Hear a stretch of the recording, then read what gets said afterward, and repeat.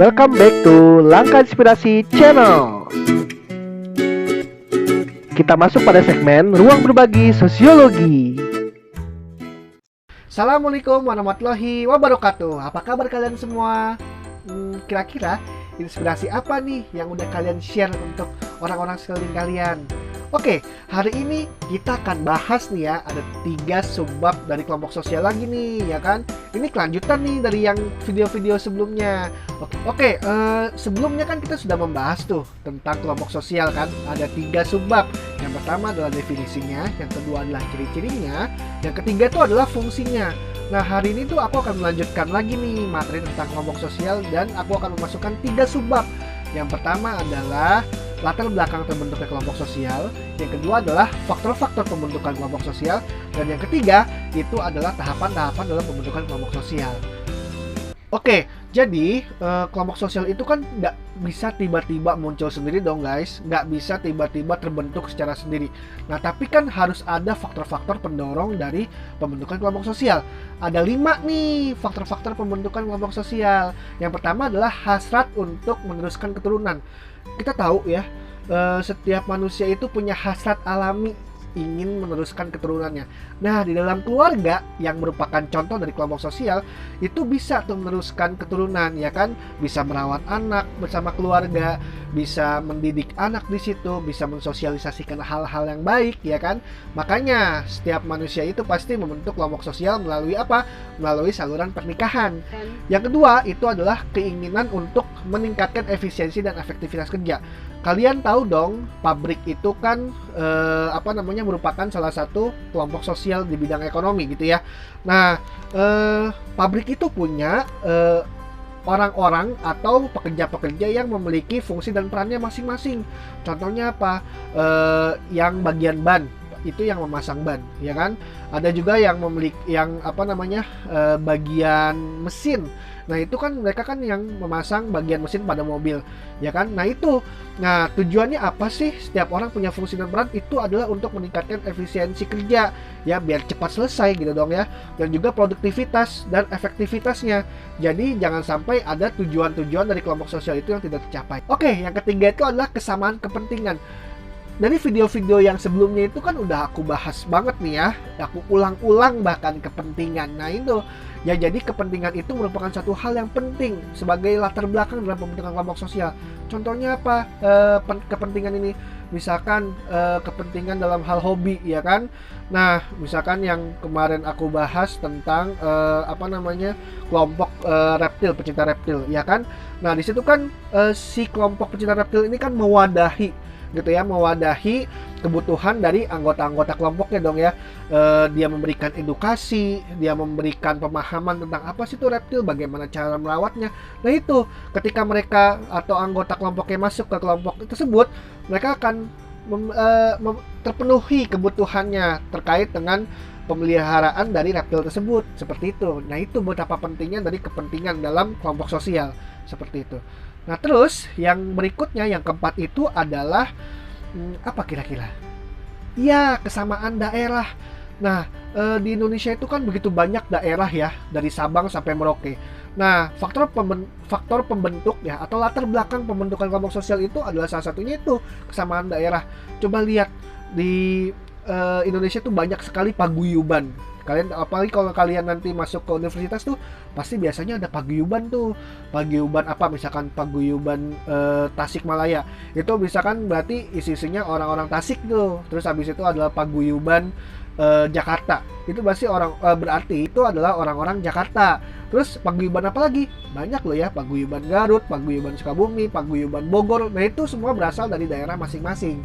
Seperti itu. Terus yang kelima itu adalah kesamaan keturunan atau ikatan darah nih ya. Jadi faktor yang ini tuh cukup penting juga, karena kenapa di Indonesia itu kelompok sosial itu terbentuk karena salah satunya adalah faktor keturunan atau ikatan darah. Contohnya apa? Di Sumatera Utara ya, ada suku Batak yang memang memiliki sistem marga di dalam solidaritas atau di dalam kelompok sosialnya, di dalam masyarakatnya seperti itu. Terus abis itu di Ambon juga punya marga gitu ya, di Sulawesi juga punya marga, dan begitu banyak marga-marga, bahkan di penduduk yang di luar Indonesia pun yang masuk ke Indonesia, contohnya Tionghoa juga punya marga loh teman-teman. Jadi ikatan darah ini juga penting di dalam proses atau latar belakang dari pembentukan kelompok sosial seperti itu. Nah, setelah kita membahas latar belakang dari pembentukan kelompok sosial, kita akan membahas lagi yang namanya faktor-faktor yang penting nih dalam pembentukan kelompok sosial. Yang pertama apa? Persepsi yang pertama ya. Jadi dalam pembentukan kelompok sosial itu, persepsi di antara anggota kelompok itu penting. Kenapa? Itu untuk kemudahan gitu ya dalam mencapai tujuan dari kelompok tersebut. Gimana kalau misalkan persepsi dari anggota dari kelompok sosial itu berbeda-beda, pastikan bakal terjadi banyak perselisihan, pastikan bakal banyak terjadi hal-hal yang dapat memunculkan perpecahan. Itu ya, yang harus penting adalah harus menyamakan persepsi dan tujuan dari terbentuknya kelompok sosial itu, seperti itu ya. Terus yang kedua itu adalah apa ya kira-kira? Oke, yang kedua itu adalah motivasi. Nah gitu ya. Jadi motivasi ini juga penting ya. Motivasi maksudnya motivasi apa? Antar sesama anggota kelompok nih ya, saling bersaing untuk berkontribusi terhadap kebaikan dan perkembangan dari kelompok tersebut gitu ya. Kalau misalkan gak ada motivasi, gimana bakal berkembang kelompok itu? Ya kan, gimana bakal maju kelompok itu kalau misalkan tidak ada motivasi dari anggota kelompoknya. Terus yang ketiga adalah tujuan. Nah ini ya, tujuan dan kepentingan itu sangat penting gitu ya di dalam kelompok sosial. Nah, tujuan itu adalah pedoman, tujuan itu adalah masa depan dari kelompok sosial tersebut. Jadi harus benar-benar diperjuangkan seperti itu. Dan ini akan membakar motivasi dan persepsi tadi ya dalam menjalankan kelompok sosial tersebut seperti itu. Nah, kita ambil contoh kelompok sosial keluarga nih, ya. Nih, keluarga itu harus memiliki tujuan. Nah, maksudnya gimana? Kalian tahu kan, antara suami dan istri sebelum menikah itu harus punya tujuan nih dalam membentuk sebuah kelompok sosial. Mau dibawa kemana sih pernikahan tersebut? Mau dibawa kemana sih nantinya keluarga tersebut? Nah itu harus punya tujuan, ya kan? Terus yang kedua tuh harus punya persepsi nih antara satu dengan lain. Harus menyamakan persepsi nih, ya kan? Terkait dengan tujuan dari kelompok sosial tadi, itu keluarga tadi, seperti itu ya. Terus yang ketiga, nah itu yang harus dilakukan adalah motivasi. Ya kan, ketika nanti sudah berumah tangga, ya kan, dalam membentuk sebuah kelompok keluarga harus ketika sudah ada anak-anak. Nah ini antara satu anggota keluarga dengan anggota keluarga yang lain itu harus memiliki motivasi, saling memberikan motivasi antara satu yang lain supaya apa? Kelompok keluarga ini berkembang seperti itu ya. Keluarga ini akan mencapai tujuannya, ya kan, seperti itu. Oke, yang keempat itu adalah interaksi sosial nih ya. Nah, interaksi sosial ini penting banget ya. Seperti yang sebelum-sebelumnya, video-video sebelumnya sudah kita bahas itu interaksi sosial itu sangat penting. Kenapa? Karena ini untuk keberlangsungan dari kelompok tersebut ya. Kelompok tersebut tuh harus menjalankan interaksi sosial, baik itu melalui tatap muka secara langsung ataupun melalui jarak jauh. Nah, itu ya. Itu juga harus dilakukan agar tercapai tujuan dari kelompok tersebut, seperti itu. Nah, terus yang kelima itu adalah organisasi. Maksudnya organisasi itu apa sih? Pengelolaan dari kelompok tersebut ya. Nah, fungsi dan peran itu berpengaruh di sini ya. Anggota kelompok itu harus punya peran dan fungsi masing-masing, ya kan? Si A punya peran A, si B punya peran B, dan seterusnya. Nah, itu ya. Itu yang bakal mewujudkan ya keberlangsungan atau mewujudkan kelancaran dari proses berjalannya kelompok sosial tersebut, gitu ya. Terus yang terakhir itu adalah kebebasan atau independen. Kenapa?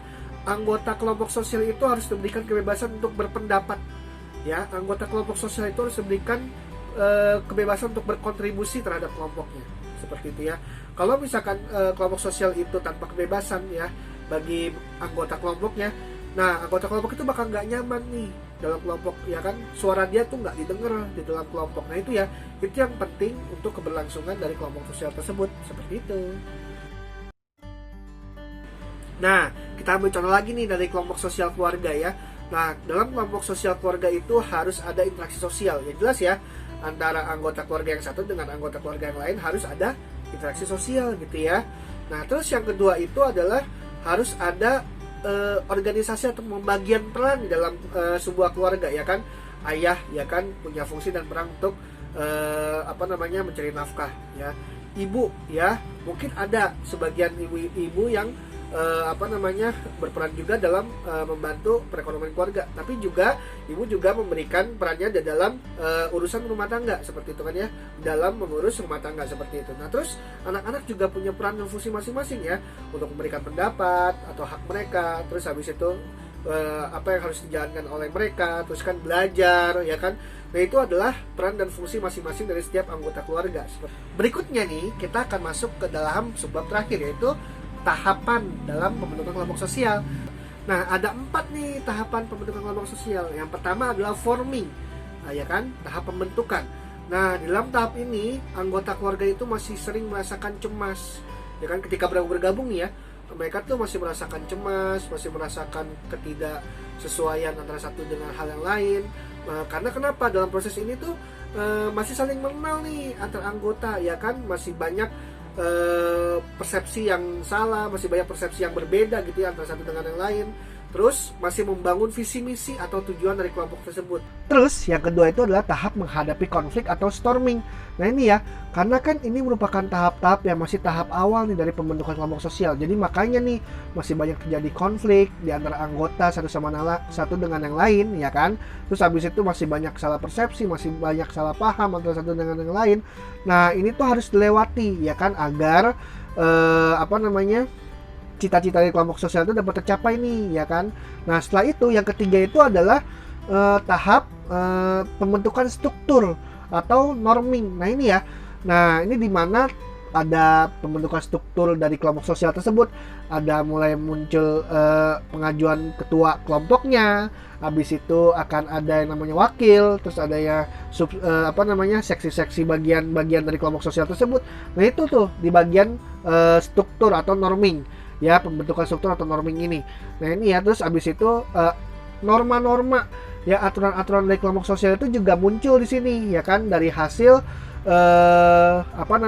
tahap-tahap sebelumnya tuh seperti. Kita masuk ke tahap keempat ya, yaitu tahap terakhir dari pembentukan kelompok sosial, yaitu performing gitu ya, atau produktivitas nih. Jadi pada tahap ini tuh kelompok sosial itu sudah dewasa gitu ya, sudah mampu menyelesaikan masalah secara musyawarah. Terus abis itu struktur sosialnya sudah jelas, nilai dan normanya sudah jelas. Terus abis itu fungsi dan peran dari anggota kelompoknya itu juga sudah baik, sudah menjalankan fungsi dan perannya dengan baik seperti itu. Nah ini adalah tahap akhir dari pembentukan kelompok sosial seperti itu. Oke, jadi kesimpulannya adalah yang pertama, kita sudah membahas tentang latar belakang dari pembentukan kelompok sosial. Ada 5 ya kan. Oke, terus yang kedua itu adalah faktor-faktor yang penting di dalam pembentukan kelompok sosial. Itu ada 6. Dan yang terakhir itu adalah tahapan-tahapan dalam pembentukan kelompok sosial. Itu ada 4. Dicatat ya guys, jangan sampai kebalik nih. Oke, terima kasih atas atensinya dari video ini. Mudah-mudahan nih video ini bakal membantu kalian dalam mempelajari ilmu sosiologi nih, terutama dalam bab kelompok sosial. Oke, terus ikutin ya video-video pembelajaran lainnya, kelanjutan dari video ini, tonton ya. Terima kasih atas atensi kalian terhadap video ini. Semoga videonya tuh bisa bermanfaat buat kalian ya dalam belajar di rumah. Jangan lupa like ya kalau suka video ini. Terus jangan lupa nih yang belum subscribe, jangan lupa subscribe ya video ini, dan comment and share ya dengan sesama teman-teman kalian. Sampai jumpa di ruang berbagi sosiologi berikutnya. Ayo berkarya terus bermanfaat. Assalamualaikum warahmatullahi wabarakatuh. Dadah.